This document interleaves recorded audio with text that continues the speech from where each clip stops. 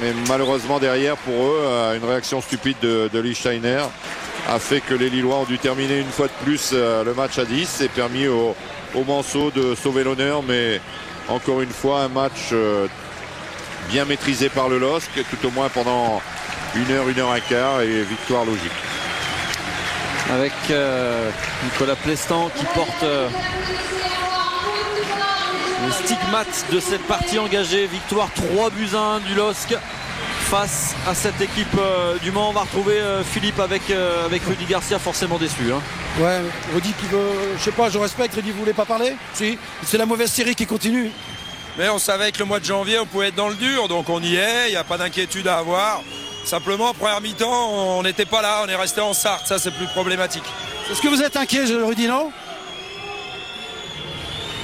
Il n'a pas trop envie de s'exprimer, Rudy Garcia, évidemment. Il est sous le coup de la déception, on l'entendra sans doute tout à l'heure à froid dans Jour de foot.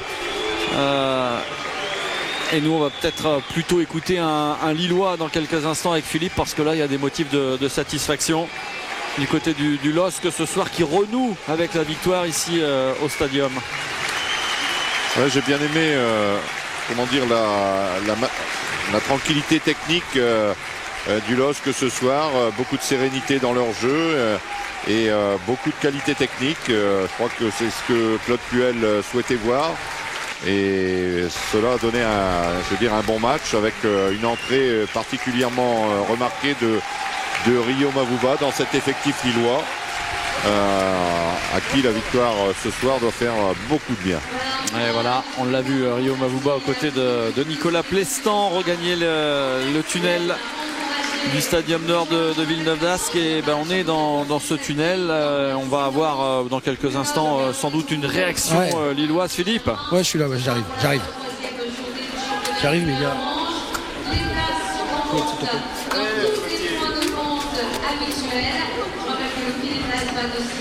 Voilà, on est dans le vestiaire avec vous, Philippe. On va laisser rentrer tout le monde, vous savez, parce que c'est pas très grand, hein, donc c'est assez exigu ici. On essaye de faire rentrer. Moi, ça va que je suis mince, je peux me faufiler partout. Et Claude salue ses joueurs. Et on arrive tout de suite. Ouais. Claude, j'imagine grosse satisfaction ce soir. Oui, bon, altéré par le déroulement du match, parce qu'on pense aux conséquences derrière. On a un match 3 jours après très important contre Paris, et on fait encore 25 minutes, si ce n'est plus, en infériorité numérique, après avoir fait pratiquement toute la partie à Sochaux en infériorité numérique. Ça fait beaucoup. Et une expulsion que je ne m'explique pas et que j'admets pas, parce qu'il me semble qu'on doit protéger les attaquants et pas les expulser sur de petites fautes. Donc ça, je n'ai pas l'habitude de m'en prendre par rapport aux conditions d'arbitrage, mais là je n'accepte pas ce genre d'expulsion qui nous pénalise très fortement aussi. Donc c'est bien pour le groupe d'avoir réalisé un tel match, notamment une telle première mi-temps. C'est dommage parce que le déroulement du match était bien, il n'y avait pas besoin de circonstances extérieures pour le rendre d'à peu près en deuxième mi-temps. Merci Claude. Sous le coup de la colère encore Claude Puel, mais effectivement, vous le disiez tout à l'heure Patrice, quand il reverra les images, Claude Puel, il aura sans doute une autre analyse de la situation, parce qu'effectivement elle est justifiée, cette exclusion, hein. Ouais, je crois que la frustration de Claude est celle d'un entraîneur qui perd un joueur pour un match important qui arrive, mais encore une fois dire aux joueurs de se maîtriser, ce qui n'a pas été le cas ce soir de Stéphane Lichtsteiner. Par ailleurs, un des meilleurs Lillois ces temps derniers et encore ce soir.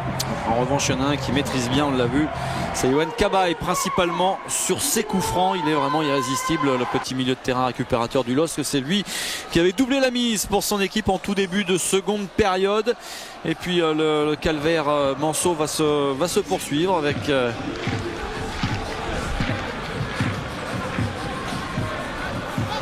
des récupérations. Voici une nouvelle. Et cette frappe, très belle frappe de Bragnac, lui aussi un des meilleurs Lillois ce soir. Et puis ça va contrer.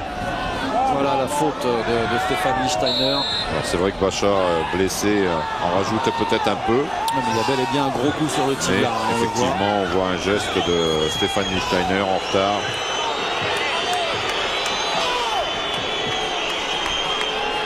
Voilà, qui va rejoindre le vestiaire.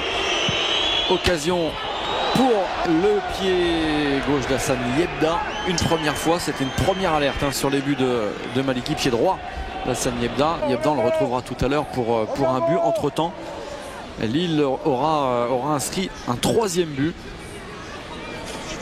Le Mans a été un petit peu mieux dans cette seconde période, le voici. Oui, forcément, bon, avec un joueur de plus, ils ont eu la maîtrise du ballon et donc derrière ça, effectivement, une belle action avec Matsui je veux dire sur le centre, et puis Yebda qui vient mettre le bout du pied pour mettre le ballon au fond. Et Nicolas Fauvergue en discussion avec son président, ou en tout cas